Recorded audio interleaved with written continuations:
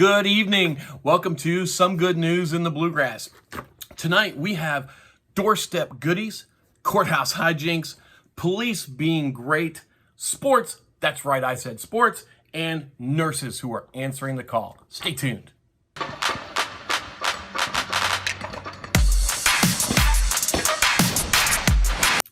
Local bakery shop owner Cindy Nevuse of Sweets by Cindy in Junction City reports that there's been a rash of anonymous cupcake deliveries as Boyle County residents deliver her baked goodies to unsuspecting friends and family. Great stuff. Keep it up, y'all.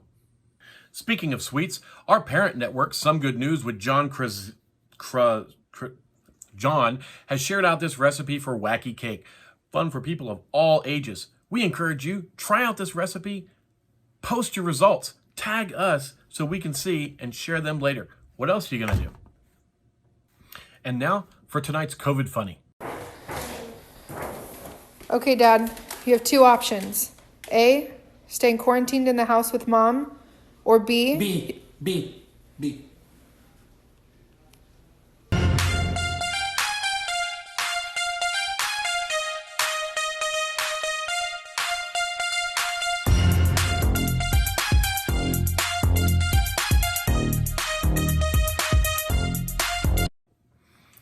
For tonight's police report, Danville Police Department has started a hashtag, Books and Badges, in which their police officers take to Facebook and read children's books to local area children who have been shut up within their homes. Officer Ben Ray, who is the Danville High School SRO, is featured here. I'm Officer Ben Ray with the Danville Police Department. I'm the school resource officer at Danville High School. Today I'll be reading Bats at the Ball Game by Brian Lies.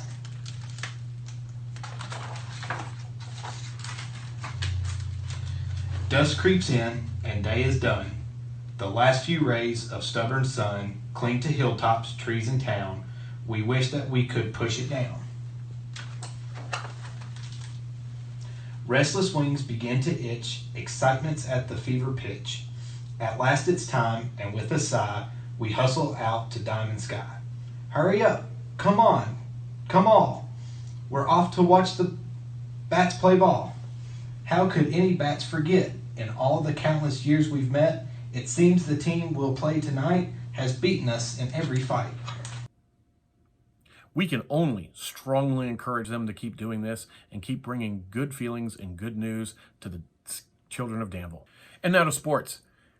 Redshirt senior goalkeeper Jackson Hawthorne of the UK men's soccer team sent a message out this week to all the local area hospitals that are fighting COVID-19.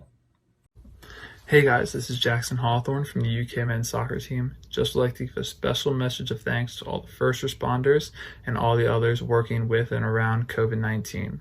Your acts have saved lives and will continue to save lives. Because of what you are doing, Big Blue Nation will be able to meet again and cheer on all student athletes this fall. Thank you, and remember, go Cats. UK soccer is showing up strong during the COVID shutdown with the soccer complex bathed in green light for Team Kentucky. Also, all-conference defender and former honor roll student Nathan Lee, who played 76 matches for the men's soccer team, is now working as a physician's assistant on the front lines in New York City. Great job, Cats. Also, minor league baseball team, the Lexington Legends, this week working with Nourish Lexington, ran a hashtag 5K Your Way. Okay, guys, ignore my sweat, but we're warmed up, ready to run this home run 5K with the Lexington Legends.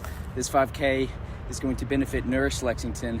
So your $10 entry fee here is going to help all those food insecure families that have fallen victim to COVID-19 and their relief efforts. So it's a really great cause. It's a way to get you outside.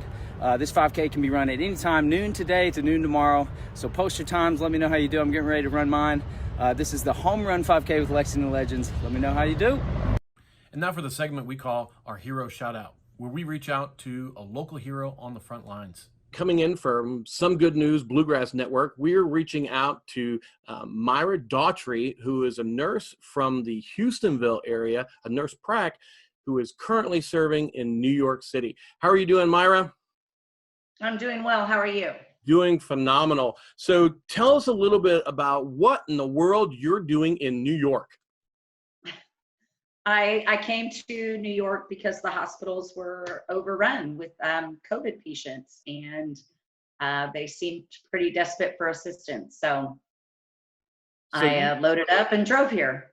So you heard the call, right? From I did. from the governor of New York. He put out a plea and you said, "Hey, I'm just bored," and you shot up to New York?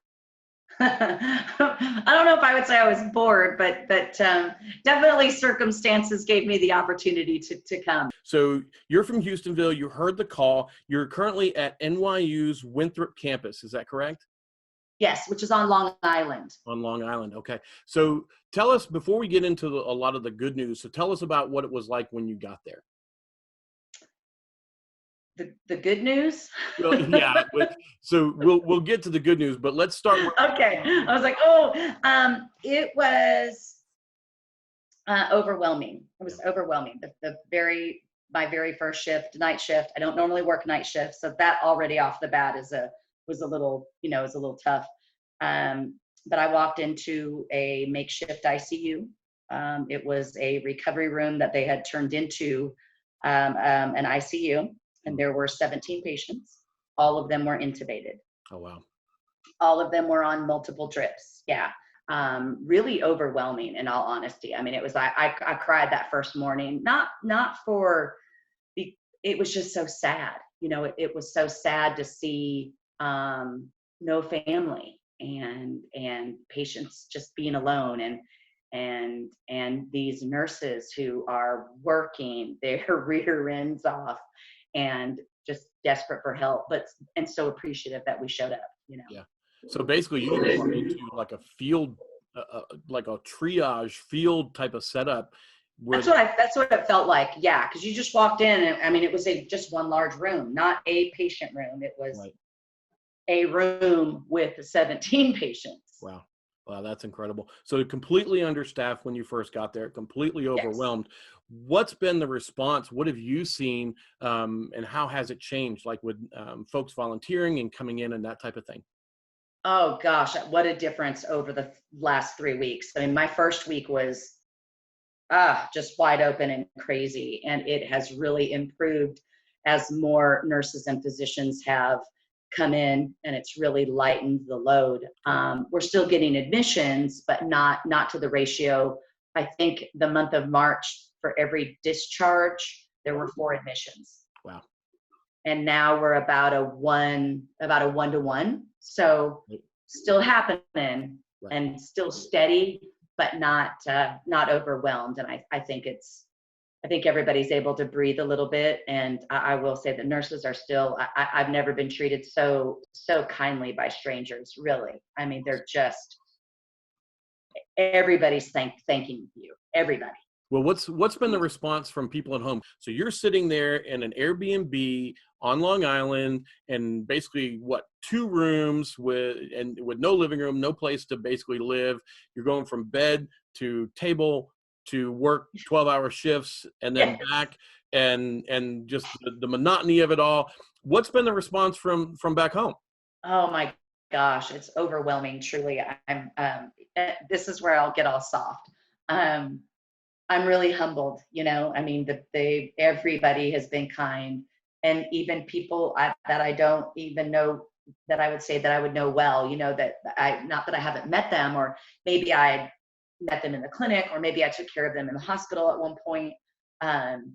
But everybody has reached out. I have received gifts from my family, and it was my birthday last week, so I've gotten some birthday gifts in the mail, and people have sent me snacks. I walked home in the rain one day, so someone sent me an umbrella, and I mean, how sweet is that?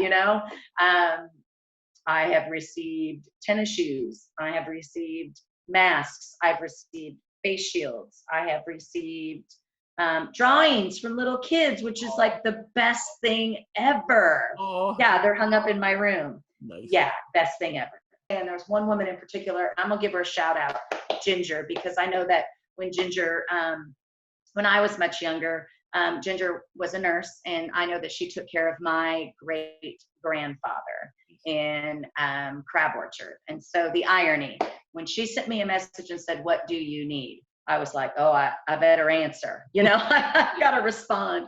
And I told her, and you know what? She sent all of the above. She sent me wash rags and paper towels and snacks and a sharp knife, because there is not a sharp knife in this kitchen.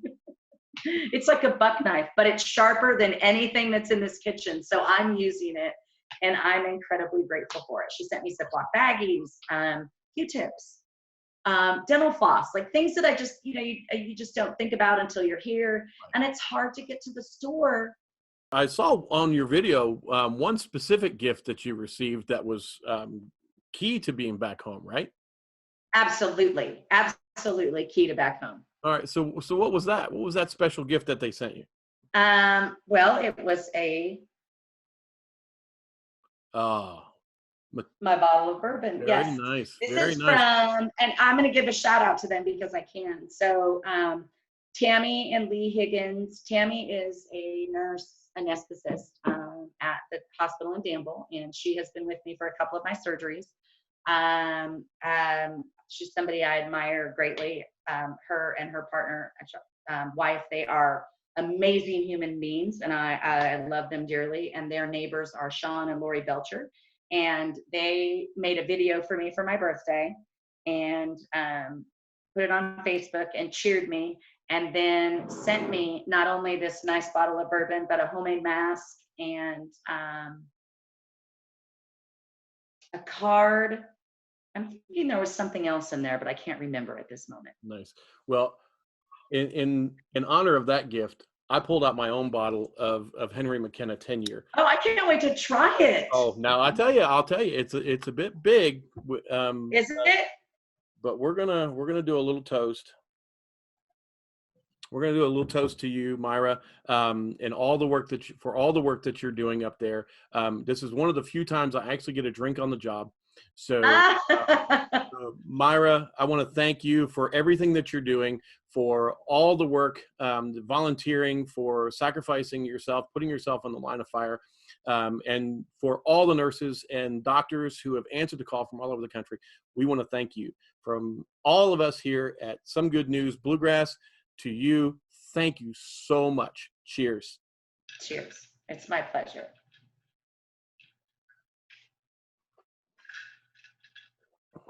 I can't wait to try it. Oh, yeah, that works. Yeah, that's nice. Thank you so much, Myra. Please keep us updated. And now's the part of our broadcast where we take a moment just to honor the work and the sacrifice of the medical community who's on the front lines right now.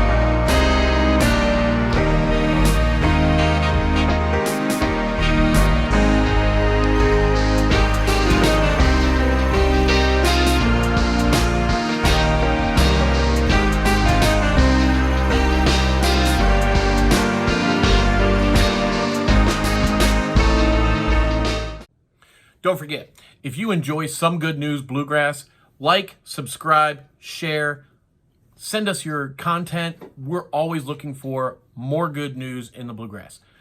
In closing, I leave you with our segment called From the Mouths of Babes.